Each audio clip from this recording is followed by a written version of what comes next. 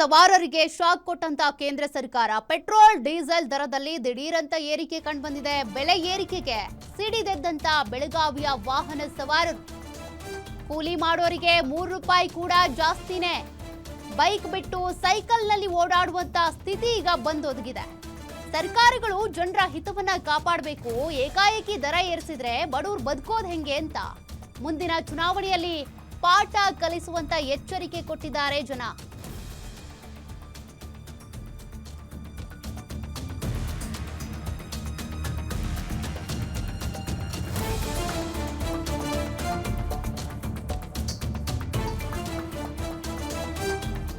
Petrol ಹಾಗೂ diesel ಏನು ದರವನ್ನು ಏರಿಕೆ ಮಾಡಿರ್ತಕ್ಕಂಥದ್ದು ಕೇಂದ್ರ ಸರ್ಕಾರ ಏನು ಪೆಟ್ರೋಲ್ಗೆ ₹3 ಪೈಸೆಯನ್ನು ಹೆಚ್ಚಿಗೆ ಮಾಡಿದರೆ ಡೀಸೆಲ್ಗೆ ₹12 ಪೈಸೆಯನ್ನು ಹೆಚ್ಚಿಗೆ ಮಾಡಿರ್ತಕ್ಕಂಥದ್ದು. ಸದ್ಯ ಬೆಳಗಾವಿ ಜಿಲ್ಲೆ ಯಾವ ರೀತಿ ಪರಿಸ್ಥಿತಿ ಇದೆ ಯಾಕಂತಂದರೆ ನಾವು ನೋಡ್ತಾ ಇರೋದು ಪೆಟ್ರೋಲ್ ಬಂಕ್ನಲ್ಲಿ ಸದ್ಯ ಇವತ್ತು ಏನಂತಂದರೆ ಒಂದು ಪೆಟ್ರೋಲ್ ದರ ಏನಂತ 1 ಲೀಟರ್ ಪೆಟ್ರೋಲ್ ದರ ₹106 ಆಗಿರ್ತಕ್ಕಂಥದ್ದು.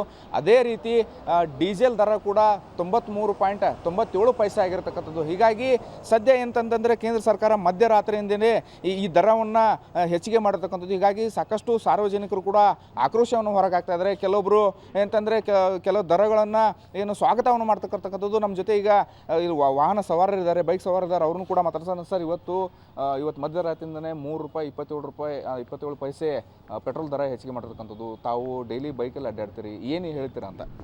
ಸರ್, ನಾವು ಮೊದಲೇ ಬಂದುಬಿಟ್ಟು ನಾವು ಇವಾಗ ಕೆಲಸ ಮಾಡಬಾರ್ದು ಝೊಮ್ಯಾಟೋದಲ್ಲಿ. ನಮಗೆ ಝೊಮ್ಯಾಟೋದಲ್ಲಿ ಕೊಡೋದಂತ ಅಂದರೆ 2 ಕಿಲೋಮೀಟ್ರ್ ಮೇಲೆ ಹೋದರೆ ಕೊಡೋದು ಕೇವಲ ₹20. ಆದರೆ ಇದು ಸರ್ಕಾರ ಏನು ಮಾಡ್ತಿದೆ, ನಮಗೆ ಯಾವುದೇ ರೀತಿಯ ಮುಂಜಾಗ್ರತೆ ವಾಹನದ ನಮಗೆ ಏನೋ ರೀತಿ ಸಂರಕ್ಷಣೆ ಕೊಡದೆ ಕೇವಲ ಅವರು ಏನು ಚಾರ್ಜನ್ನು ಜಾಸ್ತಿ ಮಾಡ್ತಿದ್ದಾರೆ ಪೆಟ್ರೋಲಿಂದು. ಇದು ಕೂಡ ಜನಸಾಮಾನ್ಯರಾಗಿರ್ತಕ್ಕಂಥ ನಮಗೆ ನಾವು ಝೊಮ್ಯಾಟೊ ಕೆಲಸ ಮಾಡೋರಿಗೆ ತುಂಬ ಪರಿಣಾಮ ಬೀರ್ತಾಯಿದೆ. ಯಾಕಂದರೆ ಈ ಸುಮಾರು ಒಂದು ವರ್ಷ ಆಯಿತು ಜಾಸ್ತಿ ಮಾಡ್ಕೊತ ಹೋಗ್ತಾಯಿದ್ದಾರೆ. ಆದರೆ ನಾವು ಝೊಮ್ಯಾಟೊ ರೈಡರ್ ಆಯ್ಕಟ ಸರ್ಕಾರದಿಂದ ನಮಗೆ ಯಾವುದೇ ರೀತಿಯ ಉತ್ಸಾಹ ಸಿಗ್ತಾ ಇಲ್ಲ. ಯಾಕೆಂದರೆ ನಾವು ಕೆಲಸ ಮಾಡುವುದು ಭಾಳ ಒಂದು ತೊಂದರೆ ಇದೆ.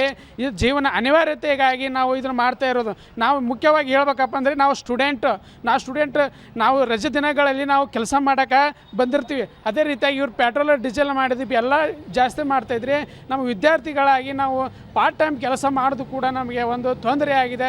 ಅದಕ್ಕಾಗಿ ನಾವು ಈ ಸರ್ಕಾರವನ್ನು ದ್ವೇಷಿಸ್ತೀವಿ. ಮುಂದೆ ಬರುವಂಥ ಈ ಸರ್ಕಾರಕ್ಕೆ ನಾವು ಈಗ ಮೋದಿಯವರು ಮೊನ್ನೆ ಪೆಟ್ರೋಲ್ ಮತ್ತು ಡೀಸೆಲ್ನ ಮಿತವಾಗಿ ಬಳಸಿ ಅನ್ನೋ ಮಾತನ್ನು ಹೇಳಿದರು. ಹೀಗಾಗಿ ಆ ಕರೆಯನ್ನು ಕೊಟ್ಟಿದ್ದರು. ಆ ಕರೆ ಕೊಟ್ಟು 2 ದಿನದಲ್ಲಿ ಇವತ್ತು ಹೆಚ್ಚಿಗೆ ಆಗಿರ್ತಕ್ಕಂಥದ್ದು. ಯಾಕೆ ಮೋದಿಯವರು ಕರೆ ಕೊಟ್ಟ ತಕ್ಷಣ ಈ ರೀತಿ ಅಂದರೆ ಈ ರೀತಿ ಧೋರಣೆ ಯಾಕೆ ಸಾರ್ವಜನಿಕರಿಗೆ ತೋರಿಸ್ತಾ ಇದ್ದಾರೆ ಅಂತ? ಈ ಸರ್ಕಾರ ಏನಿದೆ ಅಲ್ಲ, ಇದು ಕೇವಲ ತಮ್ಮ ಸಂರಕ್ಷಣೆಗಾಗಿ ಮಾಡುವಂಥದ್ದು. ಯಾಕಂದರೆ ತಮಗೆ ಹಣದ ಕೊರತೆ ಇದ್ದಾಗ ಆಗಿರ್ಬೋದು, ತಮ್ಮ ಯಾವುದೇ ರೀತಿಯ ಮುಂದೆ ಪ್ಲ್ಯಾನಿಂಗನ್ನು ಮಾಡಿ ಜನಸಾಮಾನ್ಯರಿಗೆ ಹೊರೆಯಾಗದ ರೀತಿಯಲ್ಲಿ ಸರ್ಕಾರ ನೋಡ್ಕೊಳ್ಳಬೇಕಾಗುತ್ತದೆ. ಆದರೆ ಈ ಸರ್ಕಾರ ಏನು ಮಾಡ್ತಾ ಇದೆ, ತಮ್ಮ ಬೇಕಾಬಿಟ್ಟಿಯಾಗಿ 4 ದಿನ ಇದು ಏನಾದರೂ 1 ತಿಂಗಳ ಮುಂಚೆಗೆ ಹಿಂಗೆ ಆಗ್ಬೋದು, 2 ತಿಂಗಳ ಮುಂಚೆಗೆ ಹಿಂಗೆ ಆಗ್ಬೋದು ಹೇಳ್ಬೋದು. ಆದರೆ ಮೋದಿಯವರು ಹೇಳಿದ ಕೇವಲ 2 ದಿನದಲ್ಲಿ ಈ ರೀತಿಯಾಗಿ ಬಂಗಾರನೂ ಹೆಚ್ಚಾಯಿತು, ಇದು ಪೆಟ್ರೋಲ್ನೂ ಹೆಚ್ಚಾಯಿತು. ಈ ರೀತಿ ಆದರೆ ಈ ಜನಸಾಮಾನ್ಯರು ಇಂಥ ಸರ್ಕಾರಕ್ಕೆ ಛೀಮಾರಿ ಹಾಕಬೇಕು. ಅಷ್ಟೇ ಅಲ್ಲದೆ ಮುಂದೆ ಬರುವಂಥ ದಿನಗಳಲ್ಲಿ ಇಂಥ ಸರ್ಕಾರವನ್ನು ನಾವು ಏನು ಮಾಡಬೇಕು, ಕಿತ್ತೆಸಿಬೇಕು. ಜನಸಾಮಾನ್ಯರ ಪರವಾಗಿ ಯಾವ ಸರ್ಕಾರ ಇರುತ್ತೆ ನೋಡ, ಆ ಸರ್ಕಾರಕ್ಕಾಗಿ ನಾವು ಜೈ ಅಂತೀವಿ. ನಾನೊಬ್ಬ ವಿದ್ಯಾರ್ಥಿಯಾಗಿ ಹೇಳ್ತೀನಿ, ಇಂಥ ಒಂದು ಜನಸಾಮಾನ್ಯರಿಗೆ ತೊಂದರೆ ಆಗುವಂಥದ್ದು ಪೆಟ್ರೋಲು ಡೀಸೆಲ್ ತರಕಾರಿ ಪ್ರತಿಯೊಂದು ಏರಿಸ್ತಾ ಇದೆ. ಅದಕ್ಕಾಗಿ ನಾನು ಈ ಒಂದು ಸರ್ಕಾರವನ್ನು ದ್ವೇಷಿಸ್ತೀನಿ. ಮುಂದೆ ಬರುವಂಥ ನನ್ನ ಒಂದು ಓಟಿನ ಮಹತ್ವದ ಇರ್ಬೋದು ಎಲೆಕ್ಷನ್ಗಳಲ್ಲಿ ಅವರಿಗೆ ತಕ್ಕ ಶಾಸ್ತಿ ಮಾಡೇ ಮಾಡ್ತೀನಿ, ಅದು ಈ ಮೂಲಕ ತಿಳಿಸುತ್ತೇನೆ.